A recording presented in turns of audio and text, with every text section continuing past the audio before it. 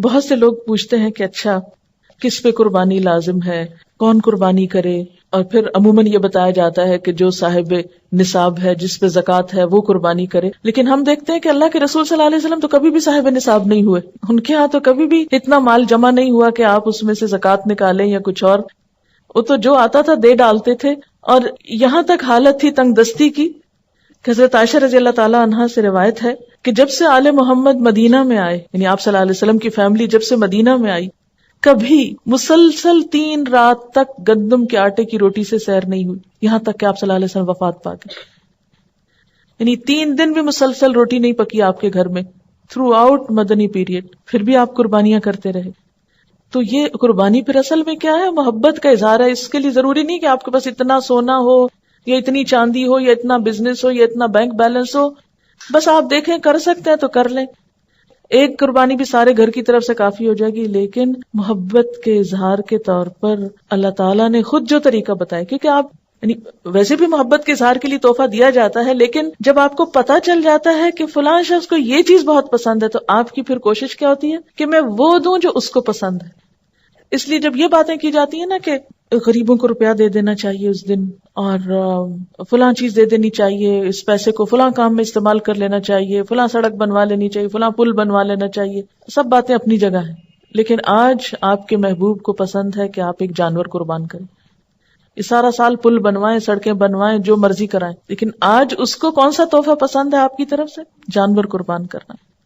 کیوں؟ اس لیے کہ آپ کاغذ کا روپیہ کسی کے ہاتھ میں دیتے ہیں نا تو وہ فیلنگ نہیں آتی.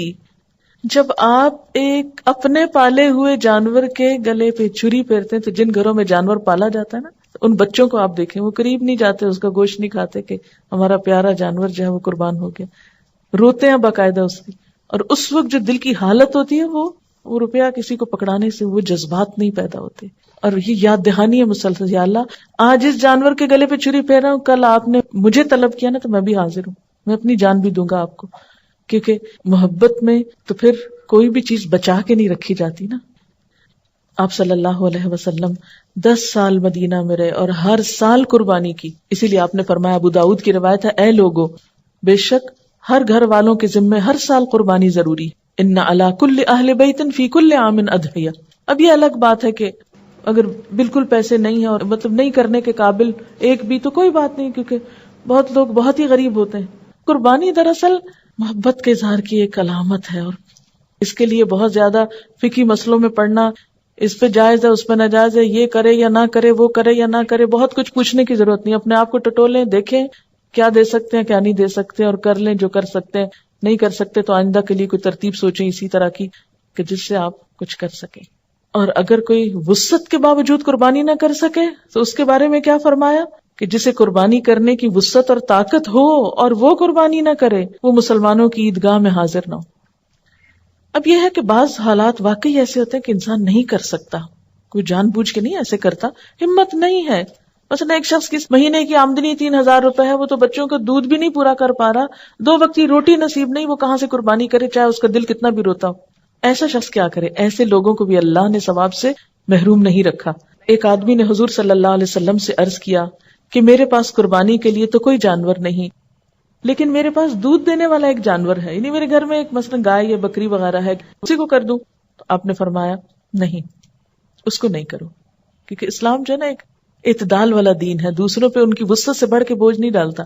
آپ نے فرمایا نہیں، بلکہ تو عید کی نماز کے بعد اپنے بال، ناخن اور مونچھیں کٹوا اور اپنے پوشیدہ بال مونڈ لے، بس اللہ تعالیٰ کے نزدیک یہی تیری پوری قربانی ہے. اسی لیے ہمیں کیا حکم دیا گیا ہے کہ ذوالحج کا چاند نظر آنے کے بعد نہ ناخن کاٹے جائیں، نہ بال کاٹے جائیں، نہ ہی شیو کی جائے، اور نہ ہی بال اکھاڑے جائیں. نو ویکسنگ، نو تھریڈنگ، نو پلکنگ. اور عید کی نماز کے بعد کیا کیا جائے؟ کیونکہ عام طور پر تو کیا ہوتا ہے، عید کی تیاری میں لوگ اپنے آپ کو سنوارتے بناتے ہیں، بچوں کے بال کٹوائے جاتے ہیں، حجامت کروائی جاتی ہے. لیکن اس عید کے موقع پر عید سے پہلے کچھ نہیں کرنا.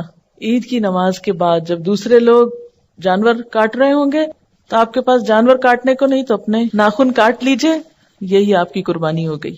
یعنی جس کے پاس وسعت نہیں، اور جس کے پاس وسعت ہے قربانی کرنا ہے، اس کے لیے بھی یہی حکم ہے.